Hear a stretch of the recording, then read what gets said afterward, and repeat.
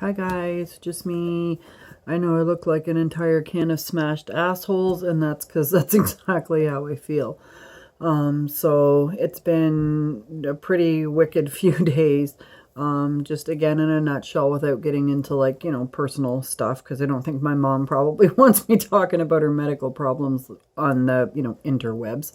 Um, so yeah, my mom is in the hospital, and it looks like it's going to be a pretty long-term stay. So that leaves Dad by himself, and he'll be 83. I was wrong. I'm so bad. I said he was going to be 84. He'll be 83 on Tuesday. So between my sisters and I, we all live, quite some distance away. One lives about 4.5 to 5 hours away from my parents. One lives, look at the glare off my glasses. All right. One lives about 3.5 to 4 hours away from them, and we live about an hour and 45 minutes, 2 hours away from them. So we're actually the closest. But so we've been down with my dad for a couple of days. Thank goodness my husband is able to drive again. I don't remember if I ever told you that or not, and I'm probably repeating myself. But my husband did finally get his driver's license back on June 2nd. So it was like 1 year and 3 weeks that he didn't have a driver's license after the strokes. So thank goodness he's able to drive again, because it is a little bit easier on me. Physically, it's easier on me as a passenger, because at least you can kind of, shift around a bit and, change position. When you're a driver, you're like kind of, you're stuck in that one position with your right leg out, and, you really can't be changing position. You need to be operating the vehicle. So mentally and emotionally, I'm like the worst passenger ever, because I have so much anxiety now when in a vehicle. I think when I'm driving, which is stupid because I had full control of my vehicle when the accident happened, but I think when you're driving, you feel like you have more control, if you know what I mean, if that makes any sense. And as a passenger, you're literally just along for the ride. You really have no control. And it's not that I don't have faith in my husband's driving. I do, absolute faith. But as a passenger, I do tend to get like antsy and nervous. And I mean, like if it just for half a second, maybe it's just my perception that it looks like maybe he's drifting a little closer to the shoulder of the road. I'm like, oh my God, what are you doing? Yeah. And I think he probably wants to kill me sometimes. And again, if anybody, honks their horn or like, oh my God, forget it, I just lose my shit, because I'm like, what? And I'm waiting for that bad whatever is about to happen. But anyway, so yeah, we've been down with my dad for a couple of days, and we're home now.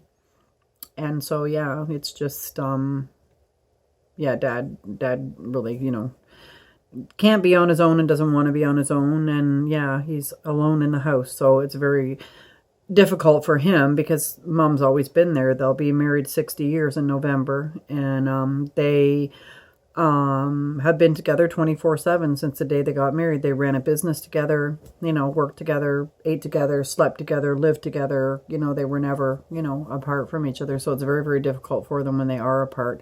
So yeah, that's why I look like shit and feel like shit. Haven't been sleeping very good at all. Just worrying about both of them. So it's so much fun having your parents get older. I'm so grateful that both of my husband's parents are passed. And I'm very, very grateful that my parents are both still with me. At almost 53 years old, I still have both my parents. So I'm very lucky. But yeah, so I just wanted to touch base and let you know that I am still alive and I haven't forgotten about y'all. And hope to get into. I was just about to start, before all of this, came about. I was just about to start to get into, okay, now we've gotten past all the bad stuff, right? All the bad stuff has happened to me, to my husband. We'd gotten to the point where he had just come home from the hospital, and now we're about to sort of get into, pardon me, what we do now, the lifestyle changes that we made. Once he had the strokes, to take better care of ourselves. And we've been given a second chance. Both of us have been given a second chance. I quit smoking, as, just as one example. When one is diagnosed with a brain tumor, one probably shouldn't smoke, dietary changes, lifestyle changes, a lot of stuff that we do on a daily basis to take care of ourselves and take care of each other. And we won't get into that tonight because I'm like, half out of it here. Yeah, so it's been pretty stressful, and it's the old fibromyalgia. That's also a result of the accident. It was caused from the trauma of the accident. Apparently that's quite a common way for it to actually start. I'm repeating myself, I'm sure, but quite often it can be started by something that's a high impact. So car accident being, one of the number one reasons. My doctor, my pain specialist, also said that she has seen it start with people, excuse me, that have had a fall, like, say somebody was up a bit on a step ladder or something, farting around doing something with their house and fell from, like 6 or 8 feet up in the air. And then, just from the impact and the shock to the body, that can start the old fibromyalgia thing. So the last couple of days, the old fibromyalgia thing with me has been having itself a happy little flare. So for some reason, when mine flares, and comment, please, I'm begging you, please comment. Anybody out there who also suffers from fibromyalgia, let me know, like, what, when you have a flare, like what part of your body does it affect? Where do you feel it? Me, this is the weirdest thing ever. I feel it in my feet. And when I first started seeing my pain specialist, I said to her, like, there's days when, my left shoulder's killing me and my right knee. And tomorrow it's my right elbow and my, I don't know, left, whatever, right? And I said to her, there's times when the arches of my feet, like, hurt so bad, I can, barely stand to even touch them myself. And my heels and the ball, like if this is your foot, so this being your heel and this being the ball of your foot, pardon me, that hurts, excuse me, so bad, that I can hardly walk. And it's not a tingling sensation. It's not even a burning sensation. I feel literally like I have walked 1,000 miles in wooden clogs, in wooden shoes. It's just, as soon as my foot hits the floor, it's like, oh God, I don't even know how to describe it. It's like a really, really deep ache times a million, right? So for some strange reason, when mine decides to flare, I feel it in my feet. No, I feel it everywhere, but my feet are the worst, and I have no clue why.